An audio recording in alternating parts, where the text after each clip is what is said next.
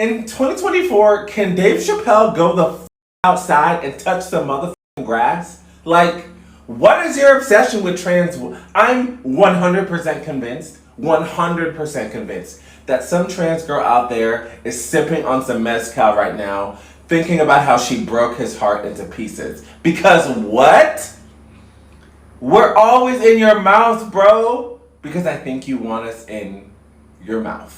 Happy New Year. See y'all later. Dave Chappelle, get a life. All right, so happy New Year's, everybody. Hope you had some great holidays. Hope you got to spend some time with your friends and family. I know I got to enjoy all that, took some time off. But I came back and we are starting 2024 with a bang.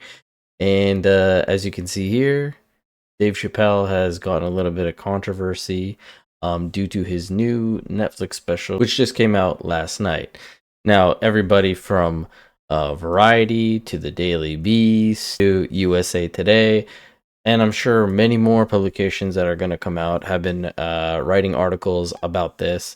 Now, the articles, as you can see here, are all talking about his one line that he said there where he says, "I love punching down."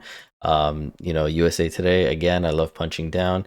And even this one says his new Netflix special proves he's learned nothing. And then he says he now likes punching down on disabled as well. Now, the reason he said that line was because at the beginning of his new show, he started talking about trans jokes, talking about his previous controversy from his last special about the trans joke. And he says, "You guys will never see this stuff coming. I ain't doing trans jokes no more." Then he said he was going to transition to joking about the handicapped people because they are not as organized as the gays, and I love punching down. Trans jokes aren't funny. Let me tell you why. So Bill Maher, some recent more news about Dave Chappelle, some Ricky Gervais, the special, right? So there's been all these trans jokes recently. Number one, they're not original. I've heard basically the same jokes since I was a kid, and you might want to broaden the comedy horizons somewhere else. Number two, it's unkind, right? It's punching down. It is extremely unpleasant with everything that folks like us go through, especially Black trans women, to then be made fun of on top of that. And number three, it's immoral. The more of us you make fun of, the more society finds us dismissible, the more of us die. Now, why people are upset, God only knows. He's a comedian, he's telling jokes. It's his job to be a little bit risque, a little bit, toe the line on certain things. But this was the main joke that got everybody in a tizzy. And here's that. God forbid I ever go to jail. But if I do, I hope it's in California. Because as soon as the judge sentences me, I'll be like, "Your Honor, before you sentence me, I just want the court to know I identify as a woman. Send me to women's jail." And as soon as I get in there, you know what I'm gonna be doing? "Give me a fruit cocktail before I knock your motherfucking teeth out. I'm a girl just like you. Come over here and suck this girl I got. Don't make me explain myself. I'm a girl." Now, I personally don't find this joke offensive in any way. I think it's pretty funny. Obviously it's not going to be everyone's cup of tea. Not everyone's going to find it funny. But regardless if you find it funny or not, again, it is a joke. Now, as I say, there is a grain of truth to every joke. And as we've all seen, this has happened or come up time and time again where men who are convicted of, heinous crimes get sent to a male prison, then say that they identify as women, and then get sent to a woman's prison and then commit those crimes there.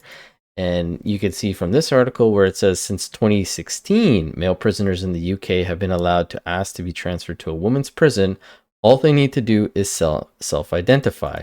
I first learned about it in 2018 from this individual here, which said, "Why was a convicted, allowed to be moved to a female jail?" It goes on to explain how the jail was set up, and it says, "Into this safe and respectful environment was placed a convicted pedo who was on remand for multiple rapes with a long record of other sexual and violent offenses committed as a man against women. Yet Karen White, formerly known as Stephen Wood, Then, as David Thompson told the authorities, he now identifies as a transgender woman and wanted to be sent to women's prisons. And it goes on to state, remarkably, even though his full offending record was available to them, and he still had his male body intact and he had not undergo any physical transition or legal gender change, they agreed to allow it. And within days after the transfer, he sexually attacked female inmates, committing 4 assaults before being moved back to the male prisons. And again, this was back in 2018. And here's just some other cases. This is a dangerous, violent sex offender, a double rapist, once known as Adam Graham. And here is the same person now identifying as a woman, Isla Bryson, a predator who's been detained in a women's prison. The reality is, this double rapist, this beast, is in a women's prison right now. We think it's wrong. 2 female inmates are pregnant after they had sex with another inmate at the Edna Mahan Correctional Facility for Women in Clinton.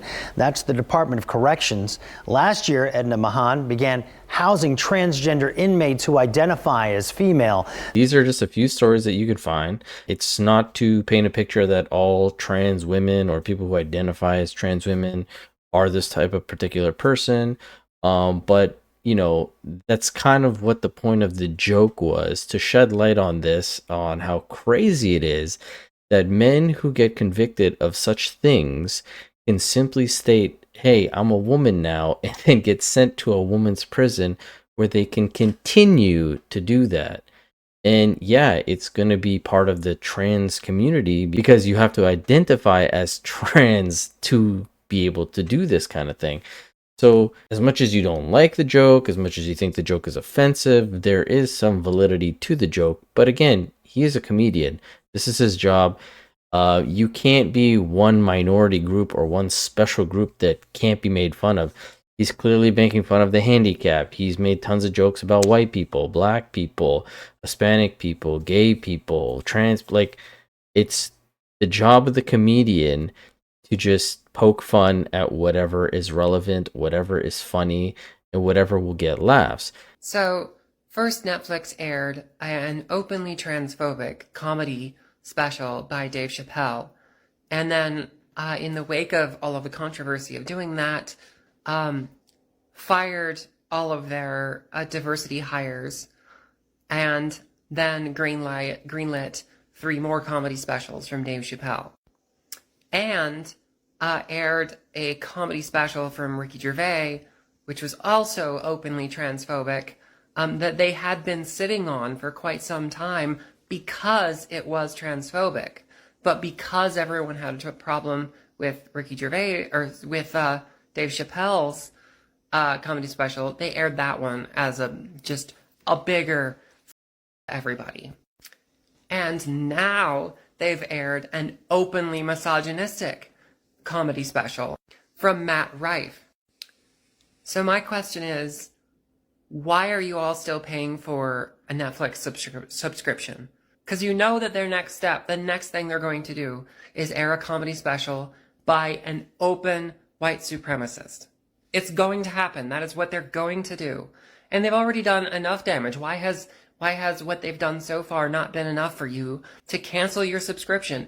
Now, if he was going on for a straight hour just bashing trans people, I'd understand a little bit more of people being upset. But just like Matt Rife, it was at the beginning of the show, very first few jokes, and then moved on to different topics. And again, Dave Chappelle, he doesn't need to be defended. He's obviously been in the game for a very long time. Everybody knows his style, what he talks about. You know, he goes all over the place. And to paint it as he's getting too old and he's aging out, he's becoming irrelevant, it is kind of a poor way to look at it. So there is something genuinely depressing about watching Dave Chappelle, who is one of, if not the best comic of our lifetime, reduce himself to the guy who makes trans jokes. And when Dave Chappelle first started telling these jokes, I understood where it came from. Now, I didn't personally find it funny, and it's not because I was offended. It's just because, like, the jokes themselves are not funny.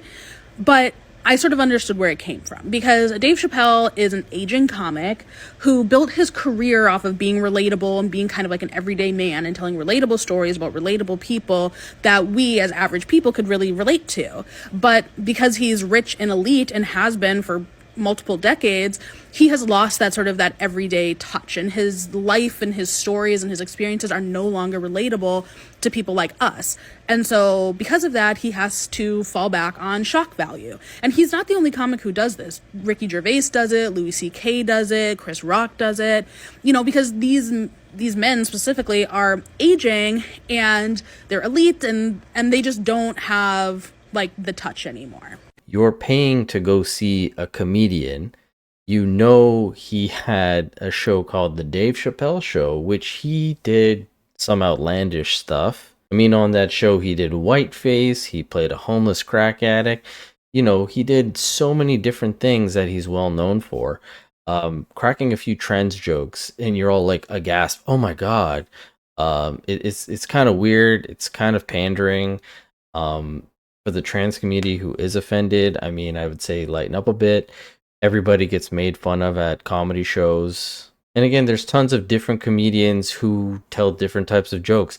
If this kind of comedian is not your comedian, I would suggest you don't watch the special then. Don't watch something that you're going to be overly offended by or very sensitive to. I mean, it doesn't make sense why you would put the time and effort watch something that you don't approve of or you're going to get so offended of. It's a comedy show. There's tons of different, like I said, comedians who do clean stuff, raunchy stuff, hot topic stuff. But at the end of the day, it is just comedy. So I don't know. I think there's a W for Dave. Great way to kick off the year. For the people who are overly sensitive, I don't know what to tell you. But yeah, hopefully more laughs in 2024. As I said, it's a great start. And I'd love to hear from you guys. What do you guys think about this story? As always, leave your comments in the comment section below, and I will catch you guys on the next one. Thanks so much.